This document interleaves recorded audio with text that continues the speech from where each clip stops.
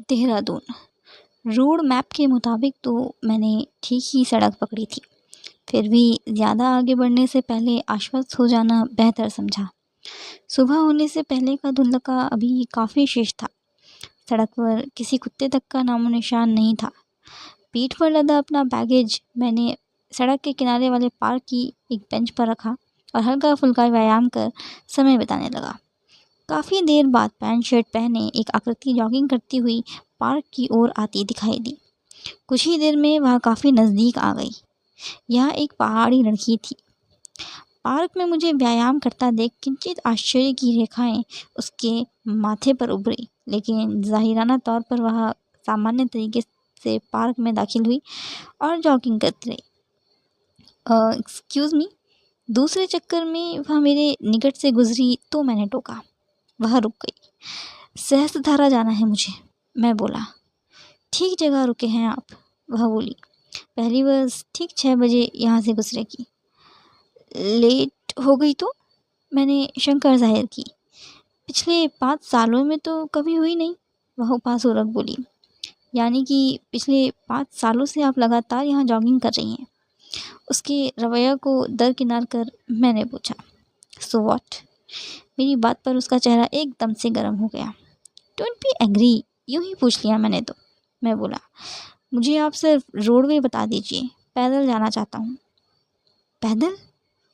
उसने आश्चर्यपूर्वक मुंह खोला। शक्ल सूरत से तो घुमक कर नज़र नहीं आते आप। तब मैंने पूछा। सच बता दूँ? हाँ हाँ। नहीं, आपकी तरह नक चढ़ा नहीं हूँ मैं। उठाई गिर। मेरी बात को सुनते ही वह थोड़ा हंसकर बोली। यह काम भी तो कोई घुमक्कड़ ही कर सकता है मैम, मैंने भी मुस्कुराकर कहा। बहुत हो लिया। एक ही स्थान पर लेफ्ट राइट कूदना शुरू कर, वह चुटकी बजाती हुई बोली। बाकी गपशप सहस्त्रधारा पर फूटिए। सहस्त्रधारा पर मतलब? वहाँ पर फैंसी आइटम्स की एक छोटी सी दुकान है हमारी, वह बोली। 6 बजे वाली बस से जाकर रोज़ाना मैं ही खोलती हूँ उसे। 9 बजे डैडी पहुँचते हैं तब लौटती हूँ। मेरे सामने उसका यह दूसरा रूप खुला। मन हुआ कि उससे और बातें करूं। अंधेरे पर सुबह से पहले का उजाला हावी होता महसूस होने लगा था। वहाँ रुके रहने का मतलब था पैदल यात्रा की अपनी आकांक्षा को छोड़ देना। यह मुझे उचित नहीं लगा। आप अगर लड़का होती तो आपसे आज अपने साथ पैदल चलने का आग्रह ज़रूर करता मैं। कुछ सोचते हुए मैंने कहा। लड़का? खुद के लड़का होने पर बड़ा घमंड है आपको। मेरी बात पर इस बार वह पूरी तरह बिफर गई। तिब्बत की बेटी हूँ, आपसे ज़्यादा तेज़ और ज़्यादा दूर तक पैदल चल सकती हूँ मैं। हम लोगों के बारे में आइंदा इतना कम ना सोचना। बाप रे, बड़ी खतरनाक लड़की है। उसके तेवर देखकर मैंने सोचा सीधा साधा मजाक तक बर्दाश्त नहीं है इसे। ओके। विषय को तुरंत बदलते हुए मैंने उससे विदा ले लेना ही बेहतर समझा और बोला, आपकी दुकान पर मिलता हूँ। Good day. ज़रूर, वह सामान्य स्वर में बोली। बशर्ते कि अब 9 बजे तक वहाँ पहुँच जाए। अरे हाँ, बैगेज उठाकर मैं चलते चलते पलटा। आपका नाम तो पूछा ही नहीं मैंने। बहुत पवित्र नाम है, वह मुस्कुराकर बोली। नहा कर पूछना। इसके साथ ही वह आगे को दौड़ गई। मैंने सहस्त्रधारा की ओर रुख किया। ऊंची सड़कों पर चलने का यह पहला ही अवसर था मेरा। सूरज निकलने से पहले तक तो फिर भी कुछ राहत रही, उसके बाद धूप चुभने लगी। सैर सपाटे के लिए घरों से निकले लोग भी अब शहर की ओर लौटते नजर आने लगे थे। मैं चलता रहा और उस सीमा से आगे निकल गया जहां पहुंचकर शहर के लोग सैर का आनंद लेकर घर लौटने का मन बना लेते होंगे। सड़क पर लोग नजर आने खत्म हो गए। पेड़ों पर चिड़ियों के स्वर तेज होने लगे थे। पक्षी अपने बसेरों को छोड़कर दिन भर के भोजन और राहत के स्थानों की ओर उड़ चले थे। पेड़ों और पहाड़ों की चोटियाँ कहीं कहीं गुलाबी नजर आने लगी थी।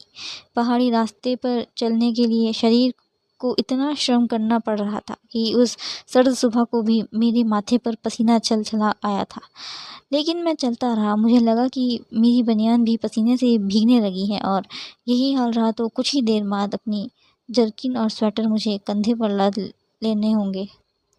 इस बीच 2 बसें भी मुझे क्रॉस करके आगे जा चुकी थी। मेरी अगर यही रफ्तार रही तो 9 क्या 10 बजे तक भी सहस्त्रधारा नहीं पहुंच पाऊंगा। मैंने व्यग्रतापूर्वक सोचा और जहां तक पहुंच गया था सड़क के किनारे वहीं पर अपना पैकेज टिका दिया। कुछ देर इंतज़ार के बाद पीछे से आई तीसरी बस को रुकवाकर मैं उसमें बैठ गया। सुनो, आखिरी स्टॉप से आधा किलोमीटर पहले ही उतार देना। मैंने कंडक्टर से विनती की और उसने सहस्त्रधारा से करीब 1 किलोमीटर पहले मुझे उतार दिया। वहाँ से खरामा खरामा चलकर 7:30 पौने 8 बजे के करीब मैं धारा तक जा पहुँचा। जैसे कि जाहिर था, मेरे कदम सबसे पहले वहाँ बनी दुकानों की ओर ही मुड़े और मेरी उत्सुक आँखों ने आसानी से उसकी दुकान को टोह लिया। कितनी दूर पैदल चलकर बस में बैठे? मुझे देखते ही उसने पूछा। बस में? सिर से एड़ी तक बहता यह पसीना नहीं दिख रहा आपको? होता है, पहाड़ी रास्तों पर ऐसा ही होता है।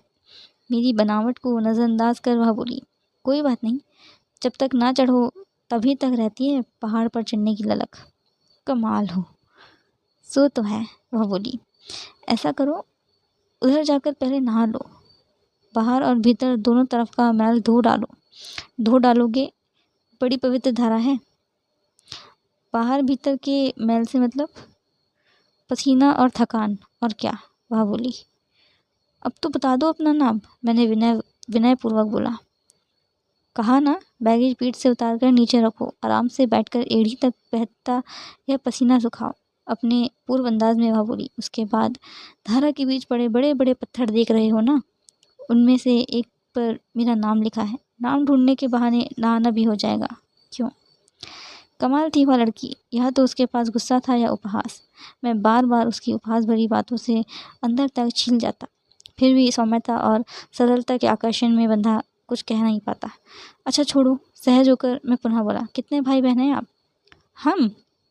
मैं तो अकेली ही अपनी भाई भी हूँ, बहन भी। इस बार वह धीरे से बोली। सॉरी, कोई बात नहीं। आप?